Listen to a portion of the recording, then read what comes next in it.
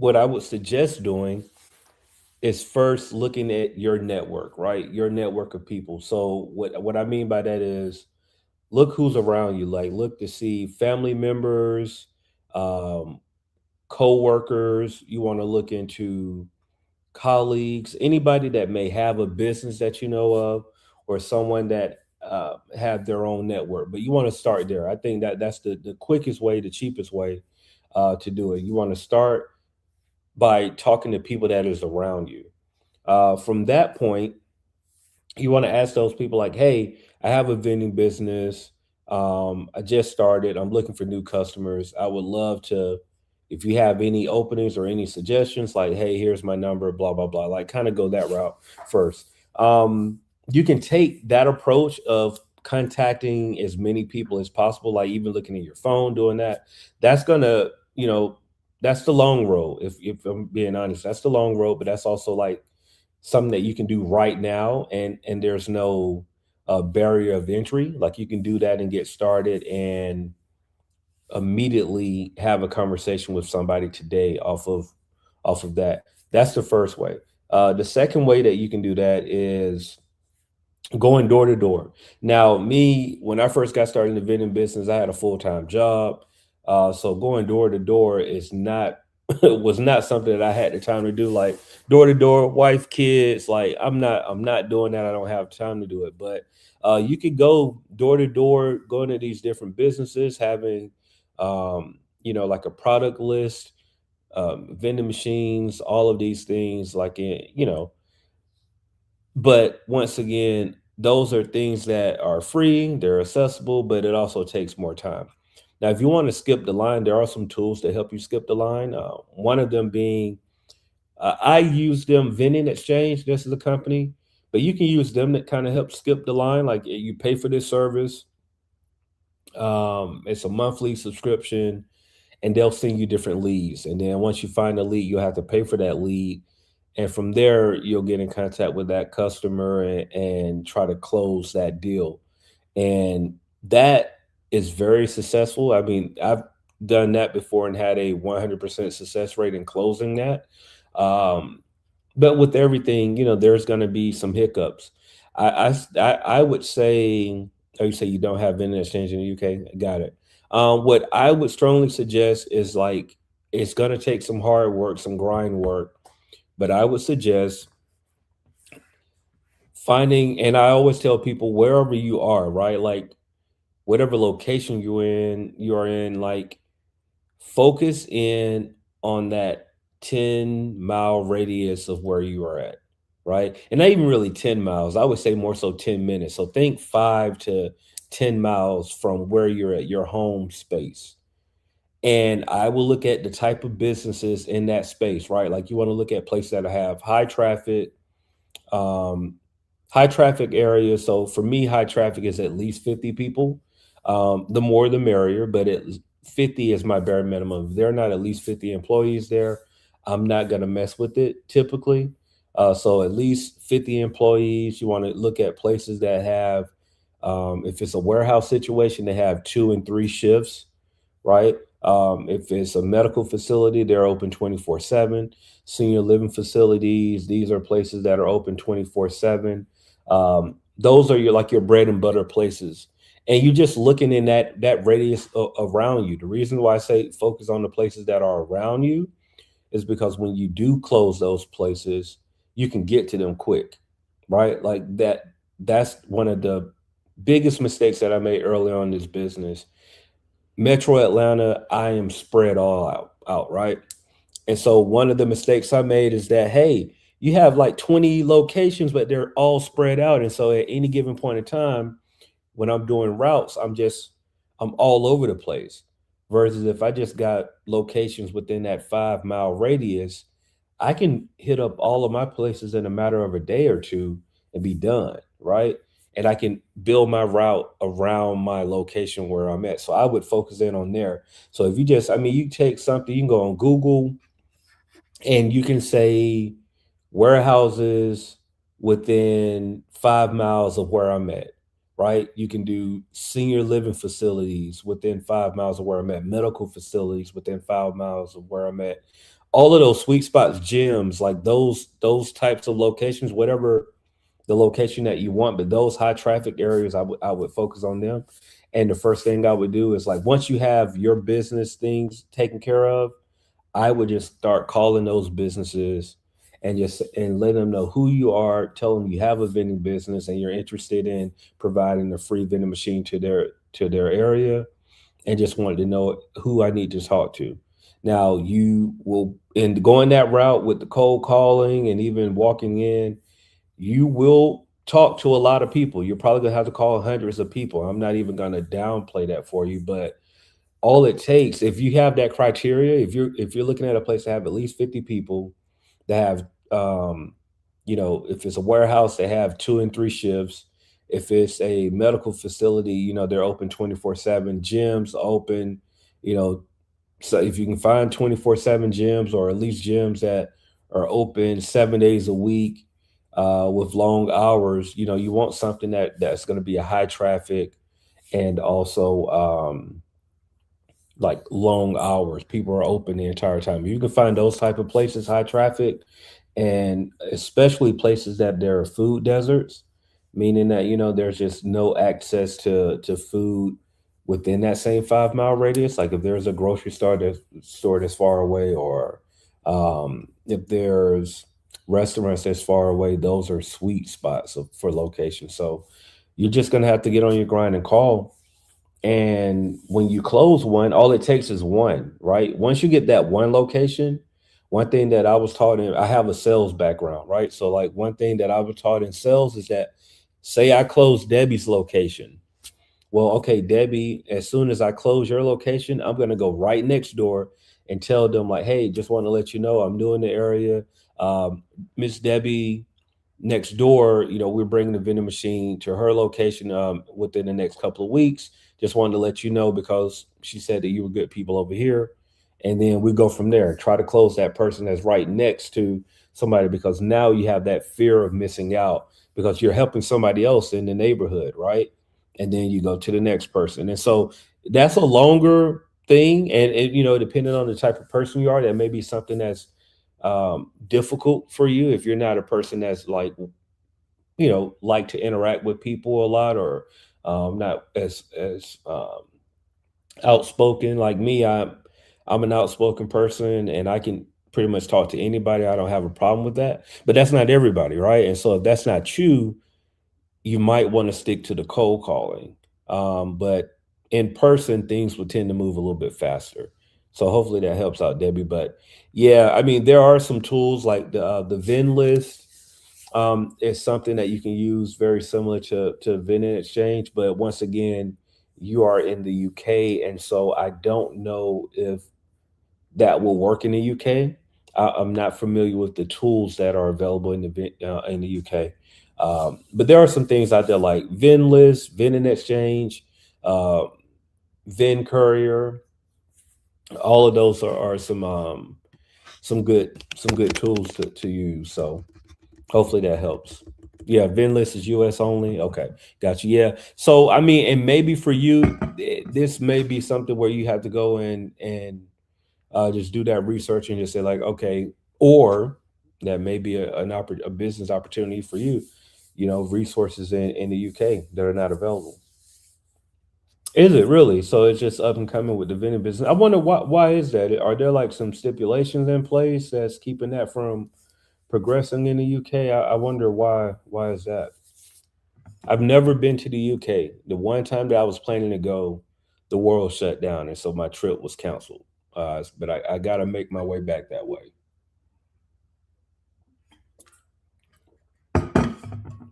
But yeah, absolutely. It's just, it does take some time, right? My first location, I had a warehouse, and that warehouse was a new build out. And I actually used Vending Exchange for my first location, but it was a new build out. And I got the lead off of Vending Exchange in maybe October or maybe November of 2020. And they said that they were not opening up until like July of 2021. And so just imagine, I've closed the lead. I was thinking like, oh man, I'm finally about to get this vending journey started. And then they tell us like, oh, but we're building this thing out. It won't be ready until the warehouse won't be ready until next year. And so on one side, it gave me plenty of time to prepare. But the flip side of that was just like, oh, I was so ready to get started and then wasn't able to get started. And so there were some blessings in disguise with that though, right? Because with that location, when I closed them initially, they wanted a combo machine. And at the time, anybody that's new in the business or in the business now know that getting a combo machine for your first machine is probably not the thing that you want to do. For one, they're super expensive. They're hard to find refurbished, so you're going to have to more than likely buy a brand new combo machine. And combo machines, brand new, are like 6 to 8 grand. And for somebody starting off in the vending business, that's not really what you're looking to spend on day one, right? So, um, but that time gap allowed me to like A, save more money, number one, and B, find out that they didn't necessarily want a combo machine. They just thought that that's what they were supposed to have. And so having that little bit of experience that I did have, I just like, assume to sell and just like, well, um, do you have space for a snack and a soda machine? Which they did. And, I was able to find a snack and soda machine for fairly reasonably priced snack and soda machine that I was able to put there when the time permitted. And we actually did a coffee contract with them as well, which has been very successful and helped sustain our business along the way, especially early on when we're like so up and down. So yeah, the vending business is it's a unique space. It's one of those things where you have to learn that hey, you're going to put in a lot of work. It's not a passive business, right? Like that's the one thing that I learned early on that they try people, especially when you get on lives like this and you talk to people, they'll try to sell it to you like, "Oh yeah, yeah, is this such a passive business? I can make so much money." Yeah, feel free. That's why I'm here. Ask as many questions as you want, Debbie. I'll get them answered for you. Um, but that's part of the thing, right? Like you learn early on that this is not a passive business. It's what I call a semi-passive, meaning that you have to do some work, right? Excuse me, you have to put in some work. It doesn't have to necessarily be stressful work, right? Like it's not I'm always on call thing, but yeah, you have to put in work to get things rolling. Let's see, question from Debbie. How do you source funding when you've maxed out your savings on a location? So great question. For me, I did everything, legit. So I from day one, I um, got my LLC and I immediately applied for some SBA loans and try to get some line of credits. And it is a long road going that way, right? I'm not gonna lie to you. Like it does take some time. It was a long process for us trying to just get a line of credit because you're a new business. You don't have a lot of credit history, and just like okay, what? How are we going to get this money back? Which that's anybody, any bank. So what I would suggest you do is, depending on your location, you say you haven't recovered from spending on your. So I mean, to me, it sounds like you probably just didn't have a good location to start, right? And I think the vending business, that's the one thing that I've learned as well is just the vending business is really a location business. The best location you will find, and most of the time you don't know that you have a bad location until you find a good location. If if that makes sense, right? Like you can have a location that's making $300 a month, which is not, not bad, but until you find a location that's making 2 grand a month, Then you realize like, oh man, this $300 a month location wasn't good at all. It just seemed good at the time. But um, from my time, right, I'm only going to give you the experience from what I have because somebody else may tell you completely different. But in my experience, your baseline should be you should be making at least $500 a month off of a good location, right? Like that's like a standard $500 a month. That's standard. That's $125 a week, right? If you break that down even more, we're looking at I don't know what's 125 divided by seven. Somebody do the math. A little over under $20 a month. I mean, $20 a day. All right. That's that should be your standard. You should be able to make about $20 a day from a location, right? And that's talking about a snack and a soda machine. You should be able to pull $20 a day off of that one location. Now, trust me, that I'm giving you these numbers, but that wasn't always my story, right?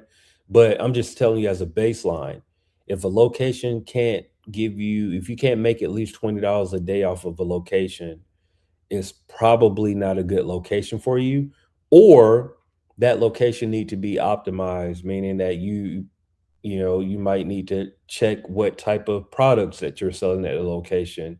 You may want to look and see if the if you're charging the right prices at these locations. If you've optimized that and you see that like, hey, I've done all of the work, I looked at the data, I'm charging the correct price, I am have the correct items in the machine. After you've done that and you're still not making that amount, then what I would do is look into selling those locations and moving on to finding a better location. And that's simply because in this business, if you're not making at least $500 off of each location a month, then more than likely you're going to get yourself in some financial trouble. And this business, while it is very easy barrier of entry, right? Like, if we're just doing some very bare bones numbers, you find a location, even if you're using a location service to help, you should be able to close one of those locations for under $500. If you get a machine, snack and a soda machine, you're looking at 1,500 each per machine. That's just finding like some bare bones machines. It may not be your top tier machine, but it's something that'll get the job done. So you're looking at 3,000 for the machines, plus 500 for location services, and then another $500 in product. So you're all in 4 grand on one location.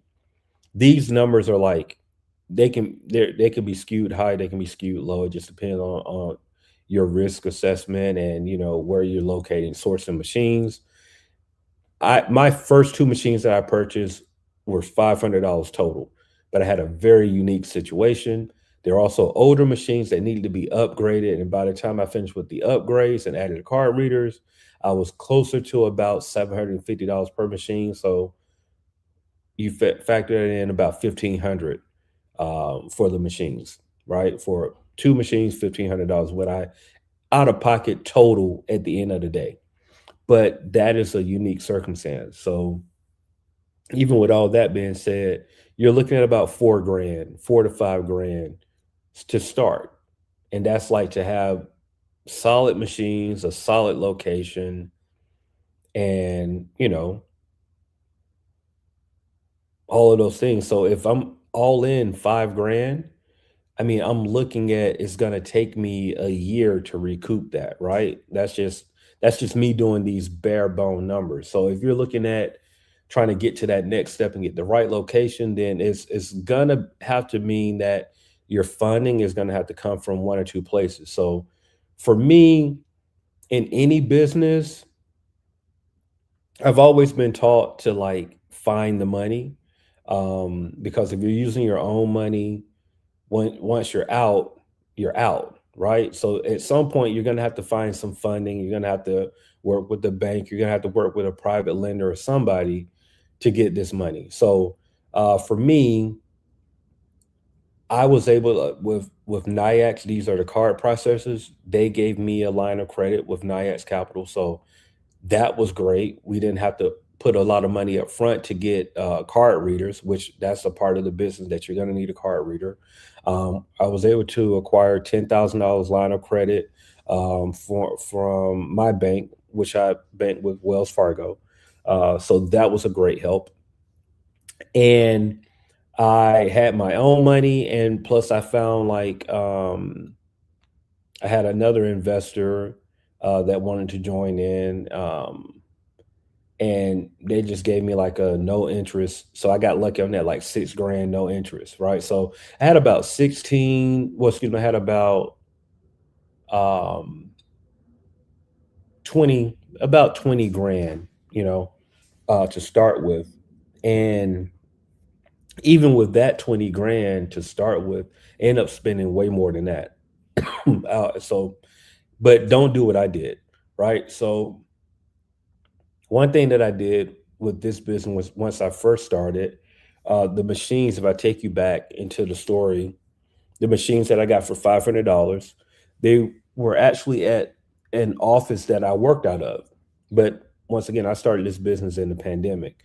And so what happened, we got access back to the office one day.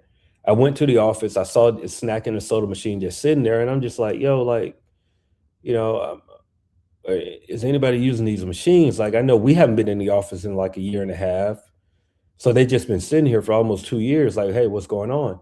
And so I talked to the owner of the building, and well, my boss at the time. I was just like, yo, what's going on with these machines? And she was like, well, they just sitting here. And so I said, well, we're not planning to come back to the office? And they was like, no, because we're going to sell this office. So I knew then that the machines were not going to be used. So I called the number that was on the machines. The guy said, well, yeah, you can get them. How much do you want to? And I just threw a number. I said $500. And he said, yeah, that's fine. So that's how I got those machines for so cheap. But that same guy I stayed in contact with, he had got sick. He was like, ready to depart the vending business. And so he had a lot of locations that were underserved because he was sick and he wasn't able to like go and service them as well. But I purchased his business, right? And the number that I so for it was 11 or 12 locations, I think, um, and like 40 machines, right? And the number that we came up on was like 40 grand.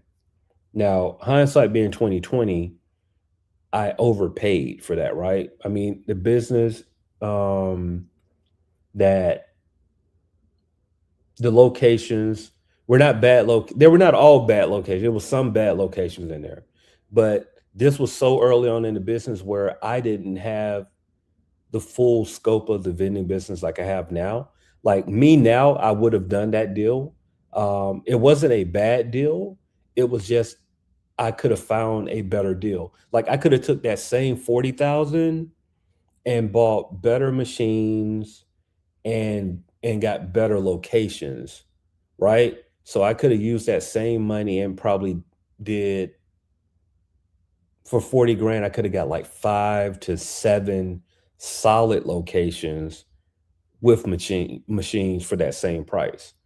Instead, I ended up with out of those 11 locations, like maybe 3 of them were solid, but the relationship allowed me to get 3 other solid locations, right? Because what happened when he was out of business, people wanted vending machines. He was somebody that was in the business for like 20 plus years, so he was like well known. So what happened is they would call him wanting to add machines to their business, and he would tell them like, "Hey, I'm out, but call this guy. He's a good guy. And he bought my business." So they would call me and I had an in already, right? And so, that 40,000 was a lot to pay. However, it opened the door to other parts of the business. And so, I mean, to be fair, that 40,000 I did take out a loan to get. I couldn't take out a business loan because it's just hard to get money starting off early on in the business. So I did have to do a private loan to do that, something that I wouldn't suggest anybody doing because in a business, you want to try to keep that money as separate as possible. And, you don't want to tie up your personal assets with your business assets. And so I did that. I wouldn't recommend doing that, but that's just what happened. It turned out to be okay. But to be fair, I mean, I wouldn't suggest anybody doing taking the route that I took. You know, um, I can tell you that out of those 11 locations, I've I've either sold or shut down a lot of them because like they were just too slow. He was operating as just the old system. He was like a cash only guy. And me, the first thing I did on all of those locations were added card readers to the ones that could. And to the ones that I couldn't, I just had to kind of deal with that until I was able to update those. But, you know, it was tough early on because I got into locations that the pricing was just old pricing. You know what I mean? So, I mean, in some of his locations, he was selling sodas for 85 cents. And I mean, I on day one, it's the day that I signed and handed him the check.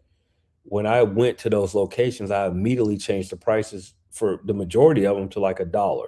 That was just like on day one, I was just like, yo, I cannot sell you a soda for 85 cents. Like, I'm sorry. Hey, welcome to the neighborhood. This is me, but there's just no way that I can sell you a soda for 85 cents in 2021. Like, I just couldn't do it. And so that was one of the immediate things that I did. And then after that, I added card readers. And when I added card readers, I was able to up the price again on a lot of those things. But that was just a slow build that I had to do versus new locations. I'll walk in now and I sell a 12-ounce can of soda for $1.50 at at any location now. It's just where we are. Um, Bottled drinks, depending on like for a 16.9-ounce bottle, I'll sell for $2. You know what I mean? So in monsters, 350 to 375. Some locations maybe $4, but you have to earn that. You have to get to that space, and a lot of that is just finding your way in this vending business. So is it tough? Yeah, it is tough, but once you find your way and figure out your pricing and getting the right location, that's going to always be the key. This is a locations business, and anybody that tells you anything different is lying to you. The better location you have, I mean, I'll put it like this. I know people in this business, this is not my story, but I know people in this business that have three locations, and they have like six machines in each location. So they got 18 machines, but they got three locations, and they service those machines every 3 days, right? Like so on Monday, Wednesday, and Friday, they go to all of their locations, right? And that's how they operate. And they are making over like 200, $300,000 a year off of just three locations, six machines in each location. Now that's a unique situation, but I mean, one of their locations is a school, is a high school. And that high school, I mean, they're there 2 to 3 times a week. All machines sell out. They have three snack machines there and three soda machines, and they all sell out, right?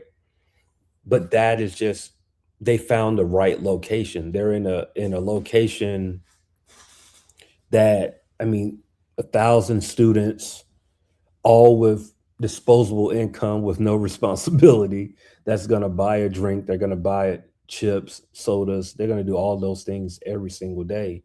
Um, and it just is what it is. If you have any link in the UK now or future, please let me know. Yeah, absolutely, Debbie. Feel free. Make sure you follow me. And as that information comes along, I'll definitely pass it on to you. Um, and yeah, I'm sorry to hear that information is scarce there. I didn't know that vending wasn't a big thing in the UK. I would have thought that it would have been. But yeah, absolutely. Um, outside of those first things, and like I said, that may be a cultural difference because here it's nothing to go door to door, right? Like that's just the name of the game. I don't know how that is in the UK. And I don't know if that's something that's like frowned upon. So I don't want to give you that information and give you that advice to say do that. And that's not something, that's culturally acceptable. But it is, if it is, I would suggest going that route first. Just doing a Google search in your close proximity of where you are and going from there, right? And try to get those high traffic areas. I would say if you just want to look at something to stick with, like trying to find like a big three for you, medical facilities. So like hospitals are good, but you know, something that there are going to be people that are working there that are going to use the machines. Staff is going to be there that use the machines. People that are visiting, visitors, all of that stuff. So um, you just want to try to lock in on that. I love senior living facilities because seniors have disposable income and they are not going to be able to like move around as much, so they are going to buy from the machines, right? Like they're not going around and all of this stuff. They're going to be right there to use the machines. And so I love sticking with senior living facilities, and gyms are always a sweet spot. So I mean, if I were you, I would stick with those three, and warehouses I would say four. If you can stick with those four, just try to find those, the ones that are in close proximity to you, and just knock on those doors, get throw those calls in there, and make sure you have something to show them, whether that's just a product list. Um, if you got pictures of vending machines that you may want to give to them, but you just want to have some type of information that you can leave with them, even if it's just like a card, or you want to make sure you get some type of contact. It's a long road early on, but all it takes is landing one location, because once you have the one location, then the confidence will go through the roof because you know that you can get it done. So, yeah, absolutely. Yeah, absolutely, Debbie. No problem. And also, I do offer consulting. I do charge for it. I'm not gonna, I give a lot of free information here, but my consulting is more like pinpoint and direct to the person that I'm talking to. So if you do want some consulting, it is on my website, Good Be Vending. I have 30-minute sessions and 30-minute to an hour sessions. And what we do is we talk whatever question that you ask, I'm answering directly to you at that point. It's not really a broad conversation. Like we are locked in on whatever you want to talk about and try to build a strategy for where you are in your vending journey. So if you are interested in that, goodbevending.com. All the information is there. We have ebooks there. We have free tools there as well that you can go there and get that information. So I have no problem with giving out the information. It's just if I want, if you want more detailed things, then that's what the consulting piece is for sure. But no, absolutely, Debbie.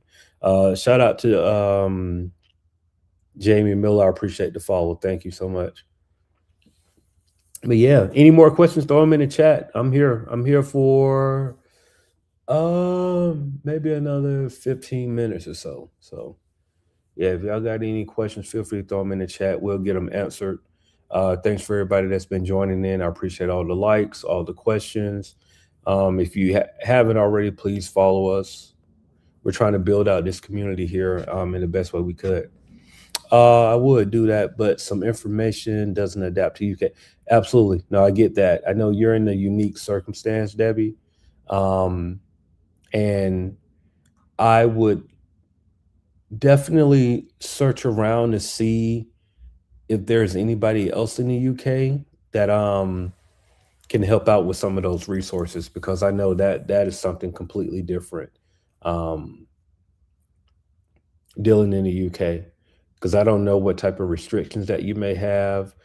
I don't even know any vendors in the UK, if I'm just being honest with you, um, that you'll be able to get machines from. I'm sure you can, you can find some stuff on Facebook Marketplace.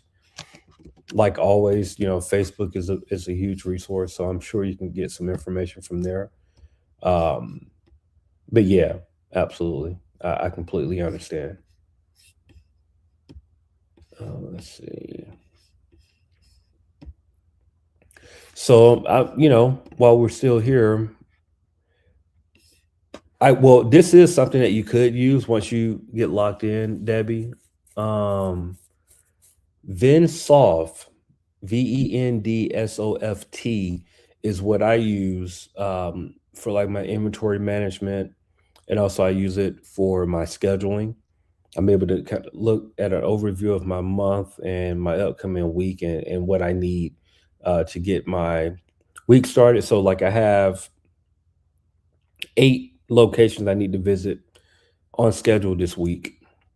And I have my schedule set to like, I like to visit locations on Monday, Tuesdays, and Wednesdays, with Thursday and Friday being more of, working in the business.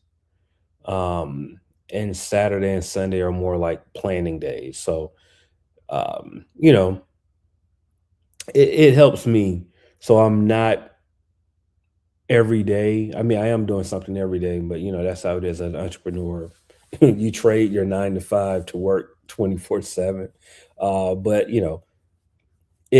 it's worth it in my opinion. But it's all about the individual. Like me, I'm built for this. I've been an entrepreneur since I've been a kid, and I've always found my way back to working for myself. It works for me. I know it may not work for everybody, but it does work for me. But I use this software to help me just plan and schedule out my week. So, like I said, I have 8 locations that I need to visit this week. Um, I'm gonna do 2 on Monday. One, two, three, 3 on Tuesday, and then 3 on Wednesday. That's what my schedule's looking like. Um, and it is what it is. I mean, it's a great tool. Oh, and I do my shopping on the weekend. So, Saturday and Sunday is more of my shopping days. It's relaxed. It's not really, a hectic day. My Thursday and Friday are planning so I can figure out how I'm gonna look for next week. But yeah, Saturday and Sunday are just shopping days. So I'll either shop Saturday or Sunday, depends on how everything is looking. I went shopping today, and oh, it was a great sale at Costco. They had at the Costco Business Center, they had Fit Crunch bars on sale. They were like 12.99 for 18 pack. And I sell a lot of those. That's like one of my top sellers in my machines. And so I loaded up on those things. I got like maybe 4 or 5 um, packs of them. Whenever there's a sale on your items, your to go items, like whenever you find a sale, just load up on them as best as you can. That's like one of my go-to things. But yeah, out of my locations, let's see where we're at. One, two, three, four, five, six, seven, eight, nine, 10, 11. Yeah, so we're at 11 locations now after having like 21 locations. 21 locations last year, we dropped down to 11 this year, all because of just restructuring, like realizing that, hey, these locations were not serving us. Some of them close. Like I lost 4 gyms because they went out of business. Essentially, those were great locations, by the way. I mean, that's we lost about we lost about 15% of our business revenue off of those 4 locations. No, excuse me, 25% of our business revenue from those 4 gyms closing. And so part of that is just recovering from that, right? Like I mean that was a tough blow, and thankfully they closed. They didn't all close at one time, right? Like there was some separation a couple of months apart, and so we were able to prepare for that. But I mean, all 4 of those locations closed, so that was a bit of a shock, and had to find a way to move around that. And so out of the 11 locations we have now, it's just one more I need to get rid of. I got to get rid of this one. And the only reason why I'm holding on to it is because the potential is there. This is the it's the case of having a great location, but the machines are in the wrong location inside of the building. So this location is it's in a college, it's in a technical college. Um, but the machines are essentially inside of a break room. So the only people that are using it, and here's the thing, the machines are inside of the break room on the third floor, right? And so only the people on the third floor are using the machines, even though there's proper signage, everywhere. They'll like on the first floor, they'll say vending machines on the third floor, the second floor, vending machines on the third floor, but no one is going up to the third floor to use the vending machines. And so where these vending machines need to be are on the first floor in like their cafe area or in a common area so everybody can see them, right? But I'm just having a hard time getting them to move the machines. It's been a back and forth for the past like couple of years, and no one, I'm not getting any traction. And so I'm really ready to let that location go, but I'm only holding on because I had a very similar situation happen at an office park where I had machines in like a back storage closet break area, and people were just unaware that the vending machines were there, and we were able to move them to the cafeteria, and our sales, I mean, 5x sales, 5x. We got coffee there. And ironically enough, last month,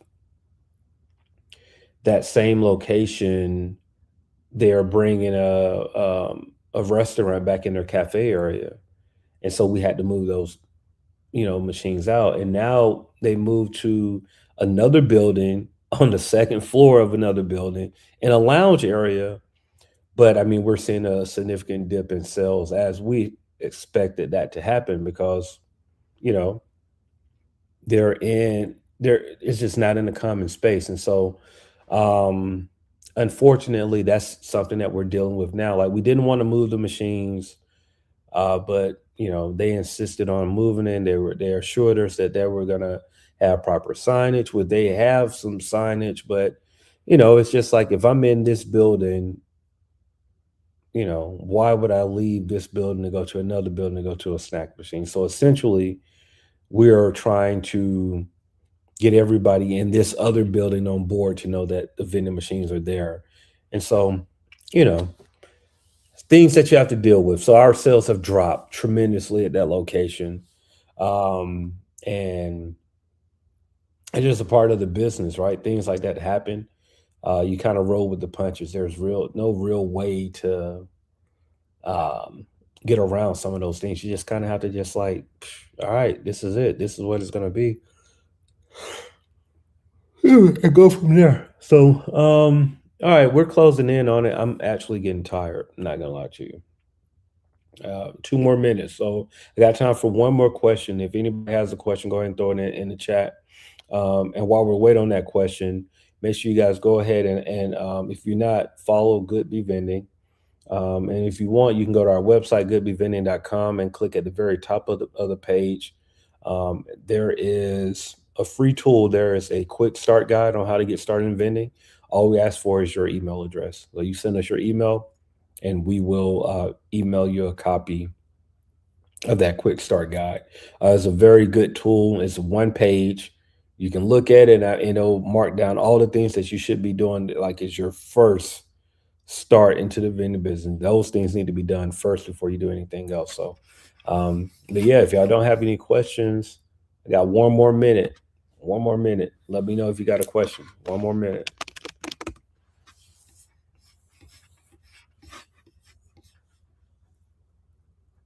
Yeah, Debbie, go to goodbevending.com. GOODW. Oh, I'm about to give you my last name. GOODBE vending.com. It's a quick start guide. We also have an ebook there for sale on the site that goes in more detail. And like I said before, we have the consulting there as well. But yeah, the quick start guide, if you go there and at the very top of the screen, if you go to goodbevending.com at the very top, is there's something that says download our free quick start guide. If you click on that, it's going to take you to a place to just put in your email address, your first and last name. You hit subscribe, and then we will email you that quick start guide, and you'll get it immediately. There's no wait time. We have the ebook there as well as the ultimate guide to getting started with your vending machine business. It is a good guide. I've recently updated it as well, and um, say you couldn't find it, just yeah, it's right there on the page. It's at the very top of the screen. Just download our quick start guide. I'm looking at it now. I'm on the website. But yeah, even on the ebook as well. Um, it's a good start guide. I mean, it's something you'll it's a great tool. All the information that you need is there, and it actually works well with our consulting because that ebook also has a page where you can take notes. And so, as you kind of, for really as a tool, you learn as you go. So it's a great tool as well. And Debbie, if you can't find it, just drop me a message, and I'll send you the link as well, so you can add your email address to the list, and we can send it to you. So if you're not able to find it on the website, yeah, just shoot me a quick message, and I'll send it over after I get off of this live.